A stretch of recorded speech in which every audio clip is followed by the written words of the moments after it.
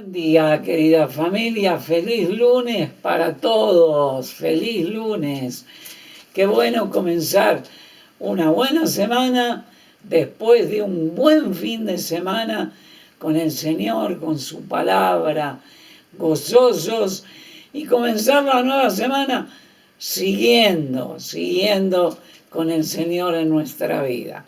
Estuvimos viendo la semana anterior que fuimos más que perdedores por aquel primer hombre que trajo el pecado, por el pecado la muerte que pasa a todos los hombres y la condenación.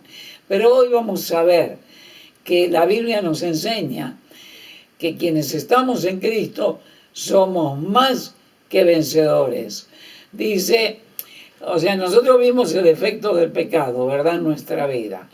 Pero en Romanos 8:37 dice, antes que todas las cosas, somos más que vencedores por medio de aquel que nos amó. Ahora, a mí me llama la atención algo. En el concepto humano, somos ganadores o perdedores. Una de dos, ¿verdad?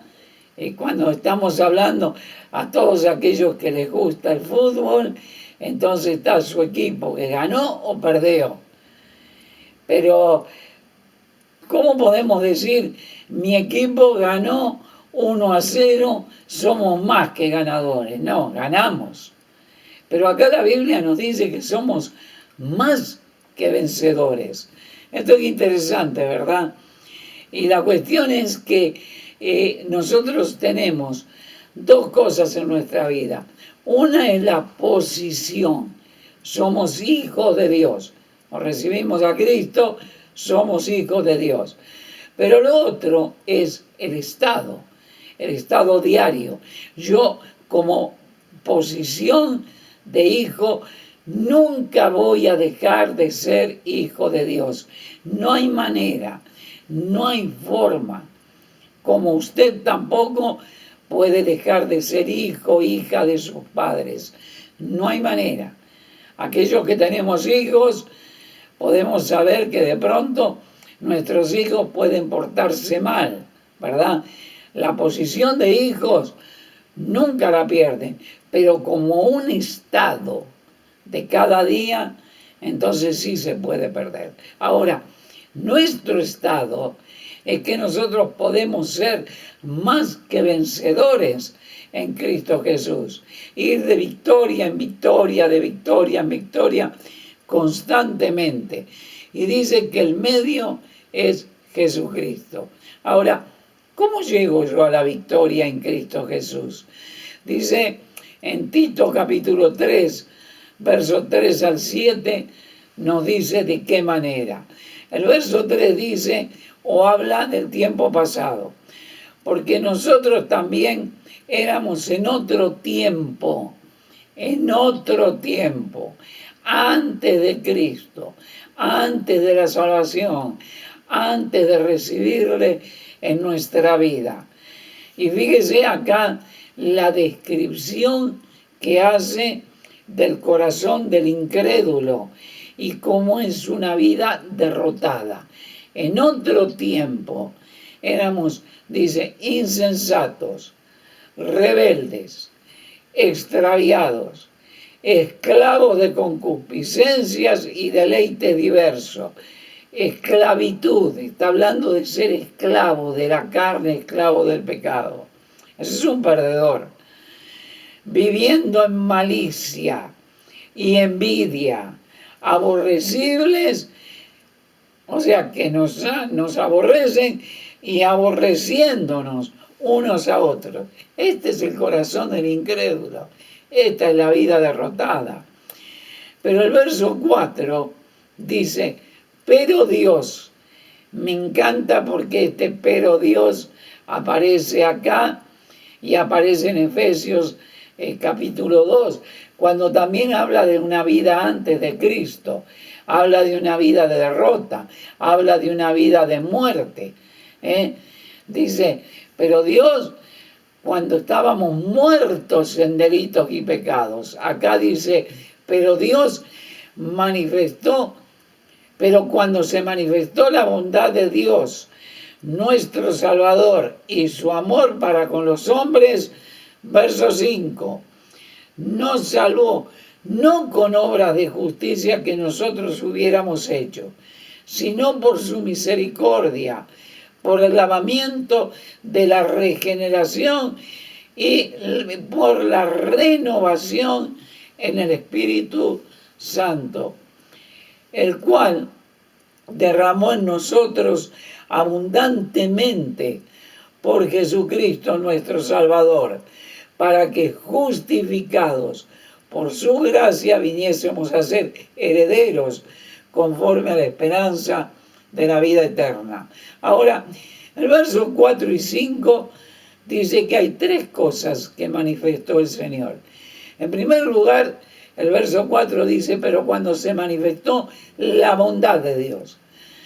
La bondad de Dios, o bondad, no significa solamente que Dios me vio caído y de pronto se entristeció en su corazón y dijo, ay, qué lástima por esta persona. No, bondad va más allá.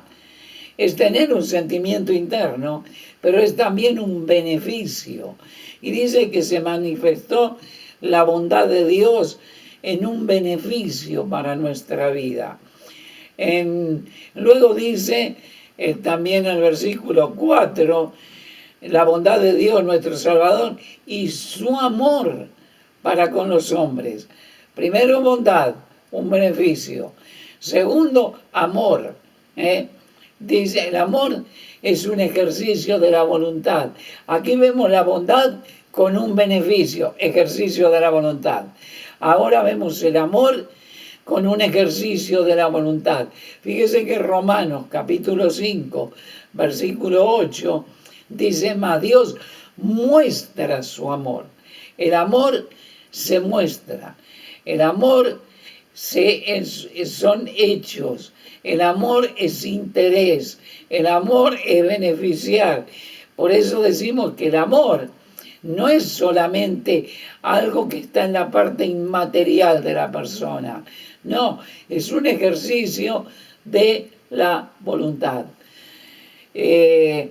Dice nuevamente, mas Dios muestra su amor para con nosotros, en que siendo aún pecadores, podríamos decir que a pesar de ser pecadores, Cristo murió por nosotros.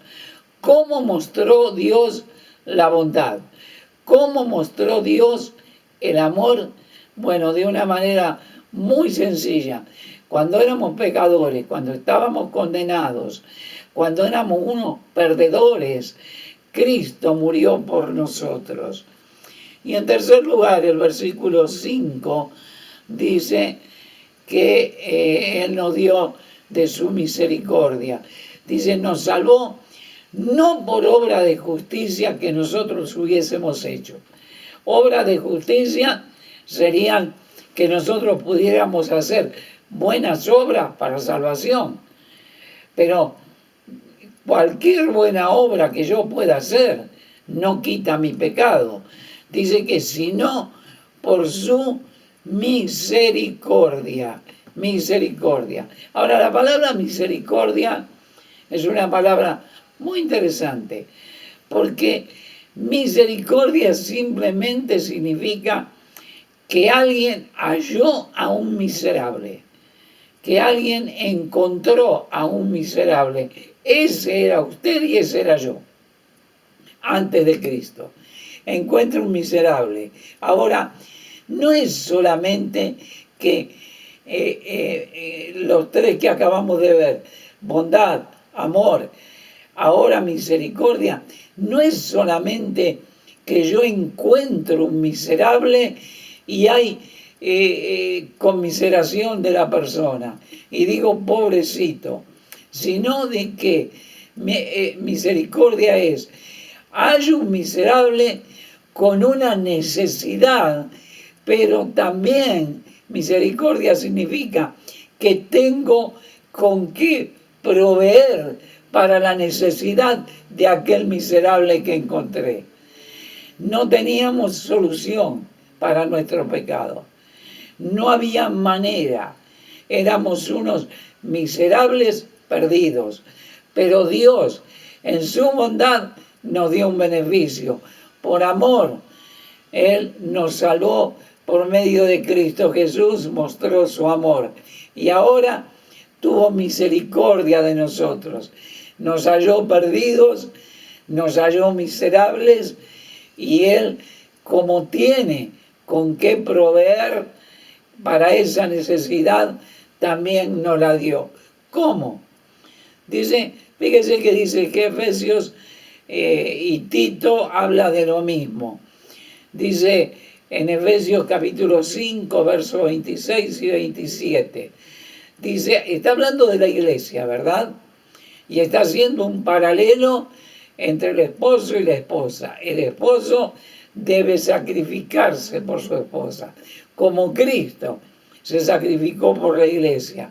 Y dice, para santificarla, habiéndola purificado por el lavamiento del agua por la palabra, a fin de presentársela a sí mismo, una iglesia gloriosa, que no tuviese mancha, ni arruga, ni cosa semejante, sino que fuese santa y sin mancha. En Tito 3:5 dice más o menos algo parecido. Nos salvó no por obra de justicia que nosotros hubiésemos hecho, sino por su misericordia, por el lavamiento de la regeneración, por la renovación en el Espíritu Santo. ¿Qué significa esto de lavamiento y regeneración? Nos lavó, nos limpió de nuestro pecado. Ahora dice que nos regeneró. Regeneración o regenerar significa generar de nuevo. De allí es donde viene el nuevo nacimiento. De ahí la palabra regenerar o generar de nuevo, hacer de nuevo. El viejo hombre muerto en delitos y pecados. Ahora está implantada la vida de Cristo en nuestra vida. 3 cosas que debemos entender de la regeneración. En primer lugar, la regeneración es instantánea, no es un proceso. Yo recibo a Cristo, yo creo en el Evangelio, yo confío en Cristo, que es el Hijo de Dios, que murió por mis pecados, que resucitó al tercer día. Ese es el Evangelio. Yo creo en la palabra del Evangelio. Yo confío en Cristo y la vida de Él me es implantada en mí, una nueva vida. Eso es regeneración. Y es algo instantáneo en el momento de creer. En segundo lugar, no es experimentable. Algunas personas pueden decir, ay, yo sentí un gozo en mi corazón. Sí, perfecto. Pero no necesariamente eso es una manifestación de haber recibido a Cristo. En tercer lugar, es por medio del Espíritu Santo. Por medio del Espíritu Santo. ¿Qué trae esto? En primer lugar, primera de Juan 2:29, dice que trae nueva vida. Dice 2:29, primera de Juan, dice, si sabéis que Él es justo, sabed también que todo el que hace justicia es nacido de Él. O sea, nosotros transformamos nuestra vida, cambiamos nuestra vida cuando somos regenerados, cuando somos limpiados, lavados de nuestros pecados y somos nacidos de Dios.